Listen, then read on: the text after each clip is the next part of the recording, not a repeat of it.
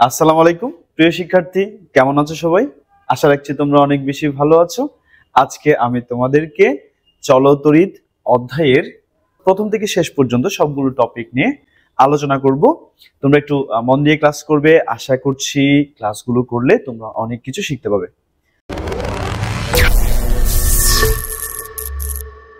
তো শুরু করছি। এখানে একটা টপিক বলছে যে বিদ্যুৎ প্রবাহ। স্যার, বিদ্যুৎ প্রবাহ কি? মানে খুব সিম্পলি চিন্তা করো, একদম কঠিন করার কিছু নেই। আমি মনে করছি এটা একটা পরিবাহী, এটা একটা পরিবাহী পদার্থ। তো এই পরিবাহী পদার্থের যে প্রস্থচ্ছেদের ক্ষেত্রফল আমি এ মনে করছি এ। এখন এখানে এ ক্ষেত্রফলের মধ্য দিয়ে মনে করো তড়িৎ এখানে মানে আধান প্রবাহিত হচ্ছে আমি ভাবছি। সো ধরা যাক এই পরিবাহীর 1 মিটার স্কয়ার ক্ষেত্রফলের মধ্য দিয়ে টি সময়ে কিউ পরিমাণ আধান প্রবাহিত হচ্ছে। তার মানে এই পরিবাহীর 1 মিটার স্কয়ার ক্ষেত্রফলের মধ্য দিয়ে টি সময়ে প্রবাহিত আধানের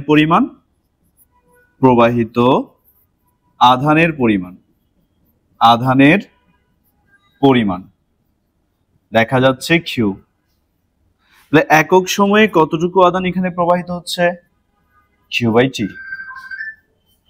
কোন পরিবাহীর একক প্রস্থচ্ছেদের ক্ষেত্রফলের মধ্য দিয়ে একক সময়ে যে পরিমাণ আধান প্রবাহিত হয় তাকে তড়িৎ প্রবাহ বলে।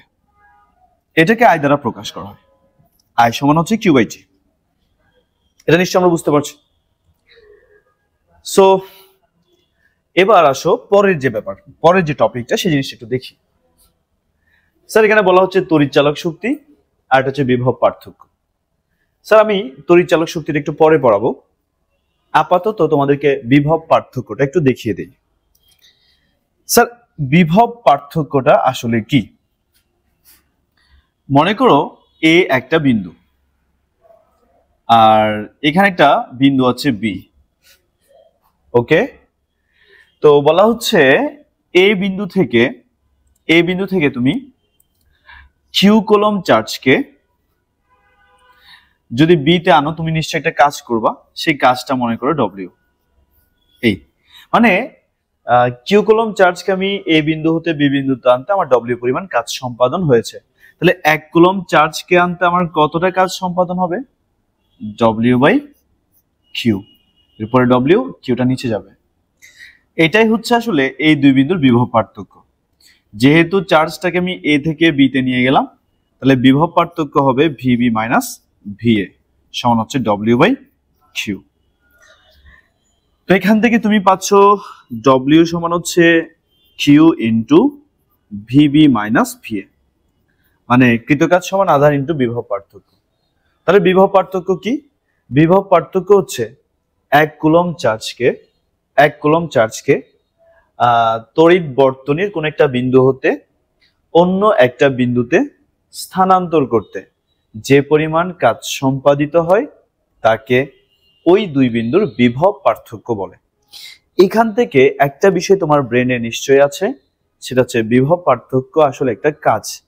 ওকে, তো চলো এবার আমি তোমাদেরকে যে ব্যাপারগুলো বুঝাবো সেটা একটু মনোযোগ দিয়ে শোনো।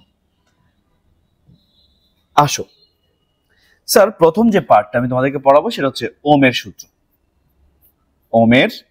সূত্র। ছোট ছোট টপিকগুলো পড়িয়েছি, এগুলো পড়ানোর জন্য একটু মনোযোগ দিয়ে শুনো। তড়িৎ প্রবাহ সংক্রান্ত ওম একটা সূত্র দিয়েছেন। চলো সেই সূত্রটা কি সেটা একটু দেখি। মনে করো এটা একটা রোধ, এটাকে দিলাম আর। বর্তনীর দুইটা বিন্দু, একটার নাম দিয়েছি এ আর একটার নাম দিয়েছি বি, এ এবং বি। ওকে, এখন ওম বলছে তাপমাত্রা যদি তুমি নির্দিষ্ট রাখো, নির্দিষ্ট তাপমাত্রায় এই পরিবাহীর মধ্যে যে পরিমাণ তড়িৎ প্রবাহিত হবে, যে পরিমাণ তড়িৎ প্রবাহিত হবে তা এই পরিবাহীর দুই প্রান্তের বিভব পার্থক্যের সমানুপাতিক। মনে করো এই দুই প্রান্তের বিভব পার্থক্য হচ্ছে ভি, আর এটার মধ্য দিয়ে আই পরিমাণ প্রবাহ প্রবাহিত হচ্ছে। তো ওম বলছে যে এই নির্দিষ্ট তাপমাত্রায় এই পরিবাহীর মধ্য দিয়ে যে পরিমাণ প্রবাহ প্রবাহিত হচ্ছে সেটা এই পরিবাহীর দুই প্রান্তের বিভব পার্থক্যের সমানুপাতিক। স্যার, সমানুপাতিক চিহ্ন উঠে গেলে একটা ধ্রুবক আসে। এখানে যে ধ্রুবকটা আসছে ওটাকে আমরা জি দিয়ে প্রকাশ করলাম। এই জি কে আমরা বলবো পরিবাহিতা, এই জি কে আমরা পরিবাহিতা বলবো। এই পরিবাহিতার একক হচ্ছে সিমেন্স, এই পরিবাহিতার একক সিমেন্স। এখন যদি তোমাদেরকে কেউ জিজ্ঞেস করে যে এই পরিবাহিতা কাকে বলে, পরিবাহিতা দেখো, কোন পরিবাহীর মধ্যে দুই প্রান্তের বিভব পার্থক্য যদি 1 ভোল্ট হয় এবং তার মধ্য দিয়ে যদি 1 অ্যাম্পিয়ার তড়িৎ প্রবাহিত হয় তাহলে ওই পরিবাহীর পরিবাহিতাকে 1 সিমেন্স বলে। মানে হচ্ছে এরকম যে আমরা তো আই সমান জি ইন্টু ভি লিখেছি, যদি আই সমান যদি 1 অ্যাম্পিয়ার হয়, ভি সমান যদি 1 ভোল্ট হয়, তাহলে জি সমান হচ্ছে 1 সিমেন্স। ওকে, অর্থাৎ কোন পরিবাহীর দুই প্রান্তের বিভব পার্থক্য যদি 1 ভোল্ট হয় এবং তার মধ্যে যদি 1 অ্যাম্পিয়ার তড়িৎ প্রবাহিত হয় তাহলে ওই পরিবাহীর পরিবাহিতাকে আমরা 1 সিমেন্স বলবো। তো একটা কথা অবশ্যই মাথায় রাখা উচিত, সেটা হচ্ছে এই যে পরিবাহিতা রোধের বিপরীত রাশি, তাই এটাকে যদি আমি 1 নম্বর সমীকরণ দেই তাহলে 1 নং হতে আমি কি পাচ্ছি দেখো স্যার, 1 নং হতে আমি পাই যে আই সমান 1/r ইন্টু ভি। চলো এবার ভি যদি আমি রাখি, ভি সমান আর এটা এদিকে গুণ হয়ে যাবে আইআর। স্যার এটাই হচ্ছে বিভব পার্থক্য, তড়িৎ প্রবাহ এবং রোধের মধ্যে সম্পর্ক। এটা আসছে ওমের সূত্র থেকে। ওম কি বলছে? ওম বলছে যদি তাপমাত্রা স্থির থাকে কোন পরিবাহীর মধ্যে যে পরিমাণ তড়িৎ প্রবাহিত হয় তা ওই পরিবাহীর দুই প্রান্তের বিভব পার্থক্যের সমানুপাতিক। যদিও তোমাদের বইয়ে V is proportional two I দিয়ে সমানুপাতিক চিহ্নটা গিয়ে সরাসরি আর নিয়ে আসছে, ওটাও ভুল না, ওটাও করা যাবে।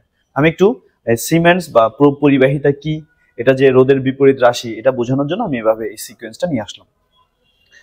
আমি আশা করব তোমরা এই ব্যাপারটা বুঝতে পেরেছো। সো এখানে আর হচ্ছে রোধ, জি হচ্ছে পরিবাহিতা। জি এর একক হচ্ছে সিমেন্স, রোধের একক হচ্ছে ওম। আচ্ছা, এবার আমি তোমাদেরকে ওই যে একটা ব্যাপার বললাম না, একটা স্কিপ করে আসছি, সেটা হচ্ছে তড়িৎ চালক শক্তি। চলো এবার ওই ব্যাপারটা একটু বুঝে আসি। চলো দেখা যাক তড়িৎ চালক শক্তি জিনিসটা কি, সেটা একটু বোঝার ট্রাই করব। তড়িৎ চালক শক্তি, আসো আমরা তড়িৎ চালক শক্তি সম্পর্কে একটু জেনে নিই। চলো স্যার আমরা একটা বর্তনী আঁকি। এখানে এটা একটা বর্তনী, ঠিক আছে? এটা হচ্ছে আর, এখানে একটা ব্যাটারি আছে, আর এখানে একটা রোধ আছে, অভ্যন্তরীণ রোধ, যেটাকে স্মল আর দিয়ে প্রকাশ করেছে। তোমরা দেখো স্যার, এ একটা বিন্দু, বি আরেকটা বিন্দু, এই ব্যাটারির অভ্যন্তরীণ রোধ হচ্ছে স্মল আর। এখন তড়িৎ চালক শক্তি কাকে বলে? খুবই মনোযোগ দিয়ে শুনো। তড়িৎ চালক শক্তি হচ্ছে এরকম, কোন একটি বর্তনীর একটি বিন্দু হতে 1 কুলম্ব ধনাত্মক চার্জকে সম্পূর্ণ বর্তনী ঘুরিয়ে আবার ওই বিন্দুতে আনতে যে পরিমাণ কাজ সম্পাদন করতে হবে, অবশ্যই ক্ষেত্রে কোষ সহ। অর্থাৎ দেখো আমি আবার বলছি, 1 কুলম্ব ধনাত্মক চার্জকে কোষ সহ সম্পূর্ণ বর্তনী ঘুরিয়ে আবার ওই বিন্দুতে আনতে, এ থেকে ঘুরে আবার এতে আসতে যতটুকু কাজ সম্পাদন করা হয় তাকে ওই ব্যাটারি কিংবা ওই বর্তনীর ওই কোষ বা বর্তনীর তড়িৎচালক শক্তি বলবো। তাহলে তড়িৎচালক শক্তি কাকে বলে?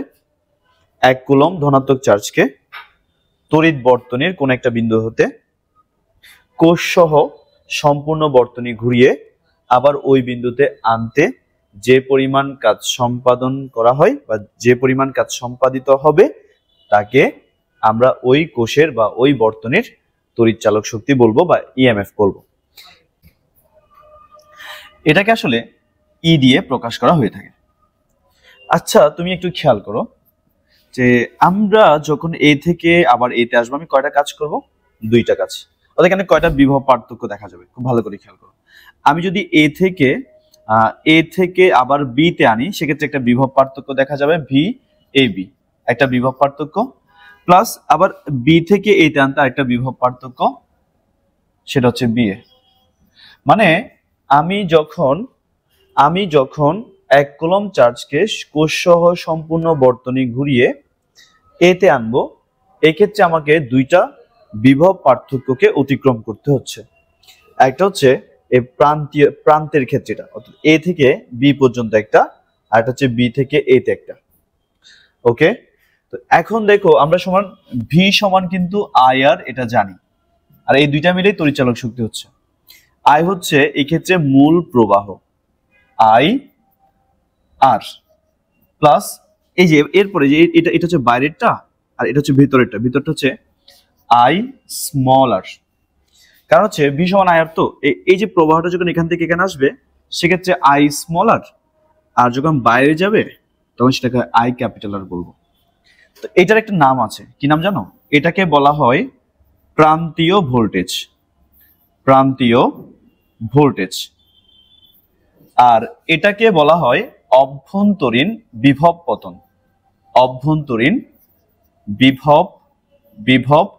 পতন, বা এটাকে নষ্ট ভোল্টেজ বা হারানো ভোল্টেজ বলে। এটা নষ্ট হয়ে যেটাকে আসলে পাওয়া যায় না। তো সুতরাং আমরা চাইলে এটাকে এভাবে লিখতে পারি, ই সমান হচ্ছে I R plus I small r. এখান থেকে আই কমন নিলে আর প্লাস স্মল আর থাকে, আর এখানে ই থাকে। তো এটাকে যদি আমরা একটু ছোট করি তাহলে আমরা কি পাচ্ছি একটু দেখো। আমি একটু ছোট করলাম এটাকে। আচ্ছা, তো সুতরাং আই সমান লেখা যাচ্ছে E by R plus small আর। নিশ্চয়ই এটার সাথে তোমরা পরিচিত। ই হচ্ছে তড়িৎচালক শক্তি, ক্যাপিটাল লেটার আর হচ্ছে বাহ্যিক রোধ, স্মল আর হচ্ছে অভ্যন্তরীণ রোধ। তাহলে এখান থেকে তড়িৎচালক শক্তিটা কি? তড়িৎচালক শক্তি হচ্ছে তড়িৎ বর্তনীর কোন একটা বিন্দু থেকে 1 কুলম্ব ধনাত্মক চার্জকে কোষ সহ সম্পূর্ণ বর্তনী ঘুরিয়ে আবার এই বিন্দুতে আনতে যে পরিমাণ কাজ সম্পাদিত হবে তাকে আমরা বলবো তড়িৎচালক শক্তি। এই কোষের বা এই বর্তনীর তড়িৎচালক শক্তি, ঠিক আছে? তো এক্ষেত্রে এটা করতে গিয়ে এ থেকে এটা আনতে গিয়ে আমাকে 2টা বিভব পার্থক্যকে অতিক্রম করতে হয়েছে। একটা হচ্ছে এ থেকে বি, এই বিভব পার্থক্য, আর একটা হচ্ছে বি থেকে এ। এই দুইটাই আসলে তড়িৎচালক শক্তি যোগান দিয়েছে। এখানের মধ্যে আই আর বড় আর যেটা পাচ্ছি সেটা হচ্ছে প্রান্তীয় ভোল্টেজ, যেহেতু ব্যাটারির 2 প্রান্তের মধ্যে বিভব পার্থক্য বোঝাচ্ছে। আর এটাকে আমরা নষ্ট ভোল্টেজ বলতে পারবো, কিংবা অভ্যন্তরীণ বিভব পতন বলতে পারবো। আমি আশা করব এই ব্যাপারটাও তোমরা বুঝতে পেরেছো। এবার আমি তোমাদেরকে একটা জিনিস বলি যে তোমরা কিন্তু পরিবাহী, অপরিবাহী, অর্ধপরিবাহী এগুলা কি তোমরা জানো সবাই। এগুলো আমি আর বলছি না, এগুলো একটু ভালো করে পড়ে নিবা। এগুলোর বৈশিষ্ট্যগুলা, পার্থক্যগুলো একটু ভালো করে পড়তে হবে, ঠিক আছে? তো চলো এবার আমি আরেকটা ব্যাপার তোমাদেরকে বলছি, একটু মনোযোগ দিয়ে শুনবা। এখন যে ব্যাপারটা আমি তোমাদেরকে ওহমের সূত্র পড়িয়েছি, তোমাদেরকে তড়িৎচালক শক্তি পড়িয়েছি, তোমাদেরকে বিভব পার্থক্য শিখেছি, মোটামুটি এই 3টা ব্যাপার তোমরা বুঝতে পারছো। এখন আমি তোমাদেরকে যেটা শেখাবো সেটা হচ্ছে রোধ সম্পর্কে কিছু ব্যাপার জানতেই হবে। চলো আমরা রোধ সম্পর্কে একটু জেনে নিই, এটা খুব ইম্পর্টেন্ট।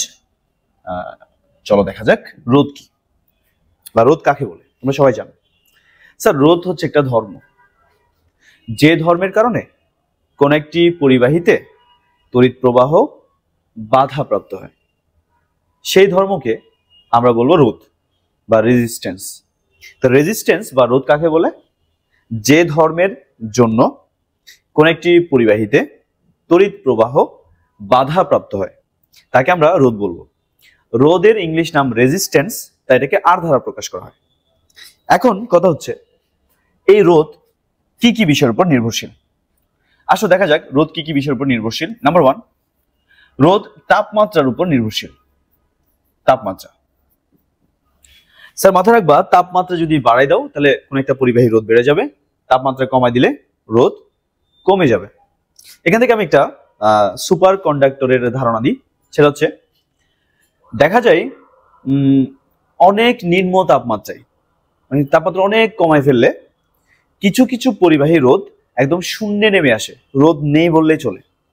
সে সমস্ত পরিবাহীকে আমরা বলবো অতি পরিবাহী অথবা সুপার কন্ডাক্টর। সুপার কন্ডাক্টর কাকে বলে?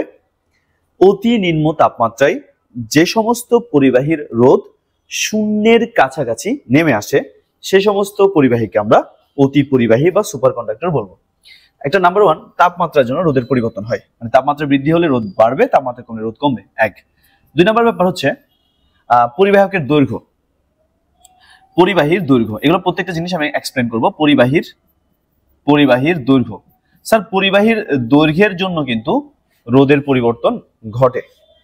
3 নম্বর পরিবাহীর প্রস্থচ্ছেদের ক্ষেত্রফল, প্রস্থচ্ছেদের ক্ষেত্রফল।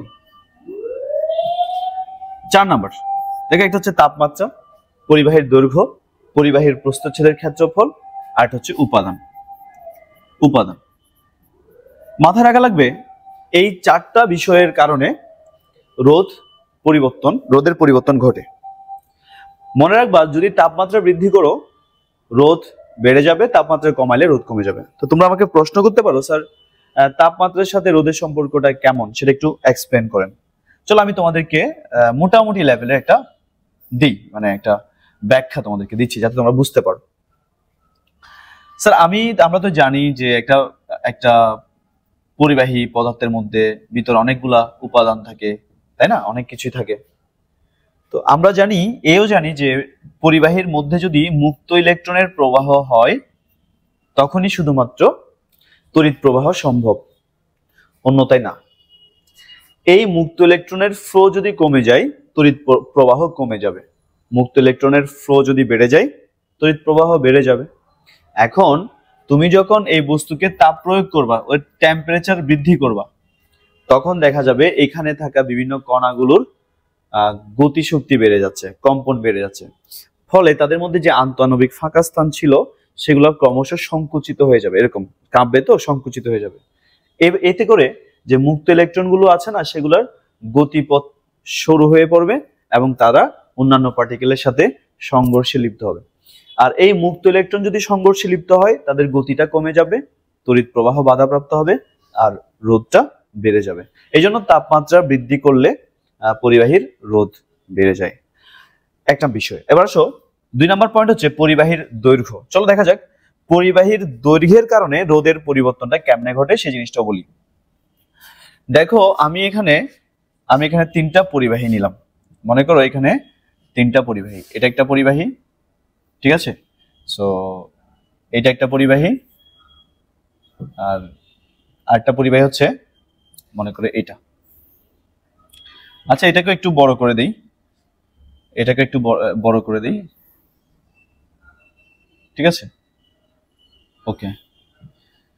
স্যার তোমরা দেখো এখানে একই কালি ইউজ করেছি, একই থিকনেস, সো সবার ক্ষেত্রফল সমান। এর ক্ষেত্রফল যা এর ক্ষেত্রফল তাই এর ক্ষেত্রফল সেম, মানে প্রস্থচ্ছেদের ক্ষেত্রফল সমান, কিন্তু দৈর্ঘ্যে ভিন্নতা আছে। নীলটা সবার চেয়ে ছোট, সাদাটা সবার চেয়ে বড়, আবার গ্রিন যেটা সেটা একটু মানে মাঝামাঝি, এরকম ব্যাপারটা না। স্যার দেখো বলা হচ্ছে কোন পরিবাহীর রোধ পরিবাহকের দৈর্ঘ্যের সমানুপাতিক। এক্ষেত্রে প্রস্থচ্ছেদের ক্ষেত্রফল কি থাকবে? স্থির থাকবে। চলো এটা কেন ঘটে সেই জিনিসটা একটু ব্যাখ্যা দিয়ে দিই। তুমি দেখো এটাকে আমি 3টা অংশে ভাগ করব, 3টা। স্যার দেখো ইলেকট্রন যখন এখান থেকে এখানে আসে তখন সে অনেকগুলো সংঘর্ষ ঘটিয়ে কিন্তু আসে, মানে এখানে অনেকগুলো অন্যান্য যে পার্টিকেল গুলো আছে ওদের সাথে কিন্তু সংঘর্ষ ঘটায়। আর যতবার সংঘর্ষ ঘটবে এর গতি তত কমে যাবে। তো এখন এখানে যে গতিটা ছিল এখানে কিন্তু গতিটা সেম নয়, ফলে এটাতে আসতে যে সময় লাগছে এর পরে যাইতে তার চেয়ে একটু বেশি সময় লাগবে, এর মধ্যে সে বাধাপ্রাপ্ত হবে। তার পরবর্তী সময় যেতে আরো বেশি আরেকটু সময় লাগবে, অর্থাৎ তার এখান থেকে এখানে আসতে যথেষ্ট সময় লাগবে। কিন্তু এটা ছোট হওয়ার কারণে দেখো এটাকে তুমি 2 ভাগ করো, 3 ভাগ না করে 2 ভাগ করো, তখন দেখা যাবে এখানে এসে গতি কমছে, এখানে এসে কমছে, কিন্তু এটা শেষ পর্যন্ত যদি যতটা কমবে ততটা এখানে কমবে না। বুঝতে পারছো?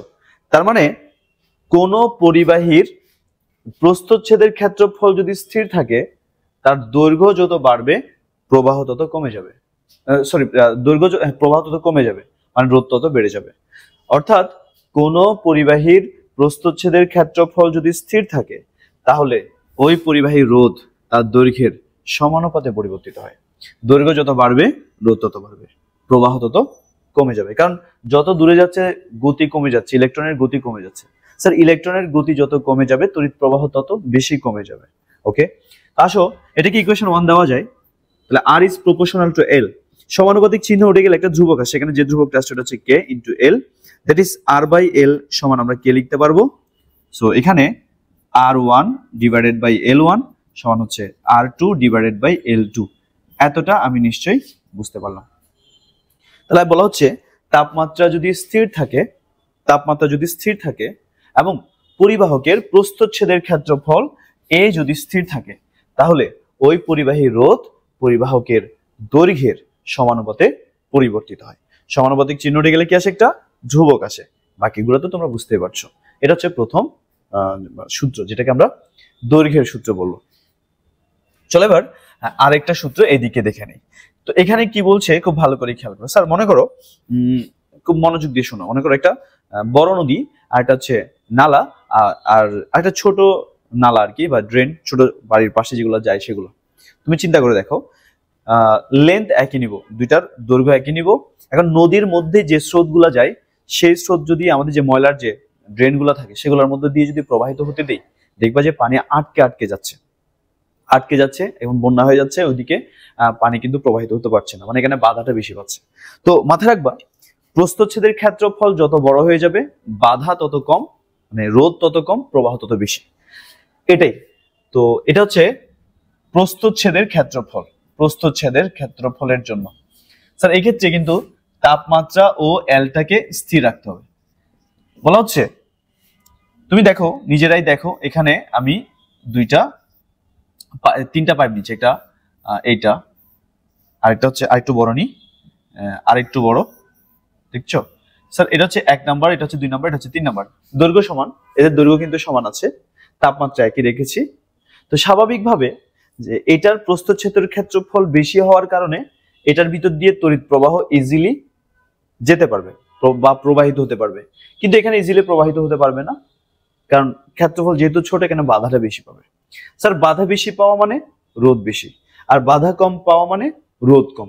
তাহলে মনে রাখতে হবে, নির্দিষ্ট তাপমাত্রায় এবং পরিবাহকের দৈর্ঘ্য যদি স্থির থাকে তাহলে ওই পরিবাহীর রোধ তার প্রস্থচ্ছেদের ক্ষেত্রফলের ব্যস্তানুপাতিক।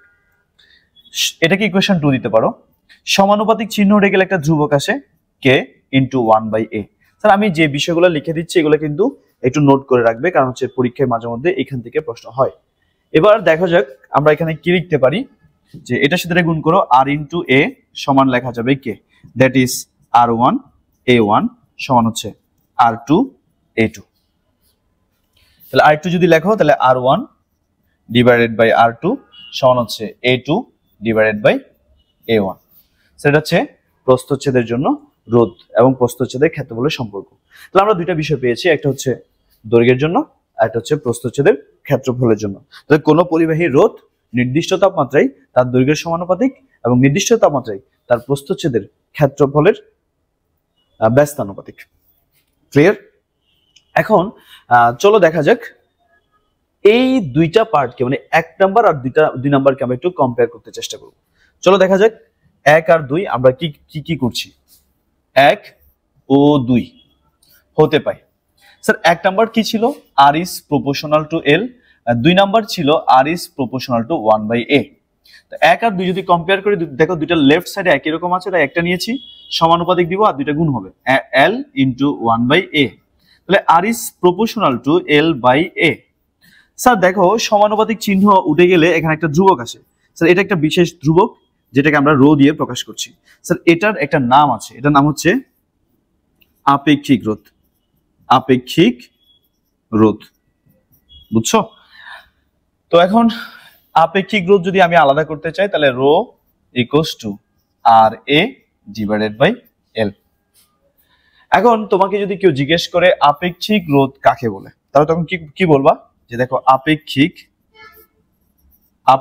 রোধ, এই যে আপেক্ষিক রোধ কাকে বলে দেখো তো। স্যার এ সমান যদি 1 মিটার স্কয়ার হয় আর এল সমান যদি 1 মিটার হয়, তাহলে রো সমান হচ্ছে আর। অর্থাৎ এখানে 1 দাও, এখানে 1 দাও, তাহলে রো সমান কি পাচ্ছ? আর পাচ্ছ। স্যার আমার কথাটা মন দিয়ে শুনো। আপেক্ষিক রোধ কাকে বলে? বলছে কোন পরিবাহক, এই দেখো এটা একটা পরিবাহী, তো এই পরিবাহীর দৈর্ঘ্য যদি 1 মিটার হয় এবং প্রস্থচ্ছেদের ক্ষেত্রফল যদি 1 মিটার স্কয়ার হয়, তাহলে ওই পরিবাহীর মধ্যে যে রোধ ক্রিয়া করবে তাকে আমরা আপেক্ষিক রোধ বলবো। তাহলে আপেক্ষিক রোধ কাকে বলে? আপেক্ষিক রোধ হচ্ছে কোন পরিবাহীর একক দৈর্ঘ্য এবং একক প্রস্থচ্ছেদের ক্ষেত্রফলের মধ্য দিয়ে, একক মানে 1 মিটার স্কয়ার, 1 মিটার এরকম আর কি, হ্যাঁ, একক দৈর্ঘ্য এবং একক প্রস্থচ্ছেদের ক্ষেত্রফলের মধ্য দিয়ে যে পরিমাণ রোধ ক্রিয়াশীল থাকে তাকে আমরা বলবো আপেক্ষিক রোধ। কোন পরিবাহীর 1 মিটার স্কয়ার এবং 1 মিটার স্কয়ার ক্ষেত্রফল এবং 1 মিটার দৈর্ঘ্যের মধ্যে যে পরিমাণ নির্দিষ্ট তাপমাত্রায় যে পরিমাণ রোধ ক্রিয়াশীল থাকে তাকে ওই পরিবাহীর আপেক্ষিক রোধ বলে। এটাকে রো দ্বারা প্রকাশ করা হয়। আর আপেক্ষিক রোধ বের করার সূত্র হচ্ছে রো সমান আর এ বাই এল। স্যার এখান থেকে একটা ইনফরমেশন দিই, সেটা হচ্ছে একটা নির্দিষ্ট উপাদানের জন্য অবশ্যই রো একই হবে। অর্থাৎ আপেক্ষিক রোধ উপাদানের উপর নির্ভরশীল, এক এক উপাদানের জন্য আপেক্ষিক রোধ এক এক রকম হয়ে থাকবে। সো এখন যদি কেউ প্রশ্ন করে তোমাদেরকে যে আপেক্ষিক রোধের এককটা কি, স্যার এটা কিন্তু পরীক্ষায় আসে যে আপেক্ষিক রোধের একক নির্ণয় করো। চলো আমরা একটু এককটা নির্ণয় করি। দেখো রোধের একক হচ্ছে ওম, আর ক্ষেত্রফলের একক হচ্ছে মিটার স্কয়ার, আর দৈর্ঘ্যের একক হচ্ছে মিটার। তুমি যদি কাটো একটা এম থাকছে, তাহলে রো সমান হচ্ছে ওম মিটার। বুঝতে পারছো? এটা হচ্ছে আপেক্ষিক রোধের একক। তাহলে আমি তোমাদেরকে রোধের নির্ভরশীলতা শিখিয়েছি। রোধ 4টা বিষয়ের উপর নির্ভরশীল। নাম্বার 1 তাপমাত্রা। আমি তোমাদেরকে দেখালাম তাপমাত্রা যদি বেড়ে যায়, পদার্থের মধ্যে থাকা বা পরিবাহী পদার্থের মধ্যে থাকা যে বিভিন্ন পার্টিকেল আছে তাদের কম্পন শক্তি বেড়ে যায়, ফলে আন্তঃআণবিক স্থানটা ফাঁকা স্থান কমে যায়, মুক্ত ইলেকট্রন বেশি বাধার সম্মুখীন হয়। সেই জন্য এক্ষেত্রে তড়িৎ প্রবাহ কমে যায়, রোধটা বেড়ে যায়। আর সেকেন্ড যেটা বুঝিয়েছি সেটা হচ্ছে তাপমাত্রা স্থির থাকবে এবং পরিবাহকের প্রস্থচ্ছেদের ক্ষেত্রফল স্থির থাকবে। স্যার তাপমাত্রা স্থির থাকবে, পরিবাহকের প্রস্থচ্ছেদের ক্ষেত্রফল স্থির থাকবে। ক্লিয়ার? তো সেক্ষেত্রে আমি তোমাদেরকে দেখালাম যে পরিবাহকের প্রস্থচ্ছেদের ক্ষেত্রফল যদি স্থির থাকে, যে আগের স্লাইডে দেখিয়েছি মনে হয়, হ্যাঁ, ক্ষেত্রফল যদি স্থির থাকে তাহলে পরিবাহকের রোধ তার দৈর্ঘ্যের সমানুপাতে পরিবর্তন হয়। ওকে, ঠিক একইভাবে যে প্রস্থচ্ছেদের সূত্রটা কি হবে, যদি তাপমাত্রা এবং পরিবাহকের দৈর্ঘ্য স্থির থাকে তাহলে তার রোধ পরিবাহকের প্রস্থচ্ছেদের ক্ষেত্রফলের ব্যস্তানুপাতিক, মানে উল্টা। প্রস্থচ্ছেদের ক্ষেত্রফল বড় হয়ে গেলে রোধ কমে যাবে, প্রবাহ বেড়ে যাবে। তো সমানুপাতিক চিহ্ন উঠে গেলে একটা ধ্রুবক আসে, সেখানে যে ধ্রুবকটা ছোট ওটা হচ্ছে কে, তাহলে আর এ সমান কে আমরা লিখতে পারবো, দ্যাট ইজ আর1 a1 সমান আর2 a2। স্যার এই দুইটাকে কম্পেয়ার করবো, 1 নাম্বার আর 2 নাম্বার, এই দুইটাকে যদি কম্পেয়ার করি তাহলে আমি কি পাচ্ছি দেখো, এই যে এই দুইটাকে কম্পেয়ার করলে R is proportional to L by A পাচ্ছি। সমানুপাতিক চিহ্ন উঠে গেলে একটা ধ্রুবক আসে, এখানে যে ধ্রুবকটা আসছে ওটা হচ্ছে রো, এটাকে বলা হয় আপেক্ষিক রোধ। তাহলে রো সমান লেখা যাবে আর এ বাই এল। আমি মনে হয় এটা বুঝাতে পারছি। তো আপেক্ষিক রোধ কাকে বলে যদি ডেফিনেশন আসে তুমি কিভাবে দিবা? সো আমি এই যে এটা এখানে একটা পরিবাহী নিয়েছি, দেখেছো, তার দৈর্ঘ্য হচ্ছে 1 মিটার, প্রস্থচ্ছেদের ক্ষেত্রফল হচ্ছে 1 মিটার স্কয়ার। তো এই ক্ষেত্রে এই দুইটা যদি আমি এখানে বসাই দিই তাহলে আমি রো ইকুয়ালস টু আর পাচ্ছি, মানে একক দৈর্ঘ্য একক প্রস্থচ্ছেদের ক্ষেত্রফলের মধ্য দিয়ে যে পরিমাণ রোধ ক্রিয়াশীল থাকে তাকে আমরা বলবো আপেক্ষিক রোধ। আমি আশা করব এই ব্যাপারটা তোমাদেরকে বুঝাতে পারছি। তারপর আরেকটা প্রশ্ন আসে, সেটা হচ্ছে আপেক্ষিক রোধের একক নির্ণয় করো। তোমরা এই পার্ট থেকে কিন্তু বলতে পারো যে আমি কেন রো এর মান আর এর মান রো দিয়েছি, আর এর একক ক্ষেত্রফলের একক মিটার স্কয়ার দিয়েছি, দৈর্ঘ্যের একক মিটার দিয়েছি, কাটাকাটি করে ওহম মিটার পেয়েছি। লাস্ট ওয়ান, রোধ আরেকটা বিষয়ের উপর নির্ভরশীল, সেটা হচ্ছে উপাদান। স্যার এক একটা উপাদানের জন্য, এটা হচ্ছে তাদের একদম নিজস্ব বৈশিষ্ট্য, এক একটা উপাদানের জন্য কিন্তু রোধ এক এক রকম বা রোধের পরিমাণ এক এক রকম হয়ে থাকে। তো আমরা এই যে ওহমের যে সূত্রটা সেটা শিখলাম, বিভব পার্থক্য শিখলাম, তড়িৎ চালক শক্তি শিখলাম, এরপরে আমি অভ্যন্তরীণ বিভব পতন বা প্রান্তীয় ভোল্টেজ এগুলো শিখলাম, তারপর হচ্ছে আপেক্ষিক রোধ শিখলাম, কিভাবে রোধ বের করতে হয়, রোধের সূত্রগুলো শিখলাম। আমি আশা করছি এই ক্লাসটা তোমাদের উপকার করবে ইনশাল্লাহ।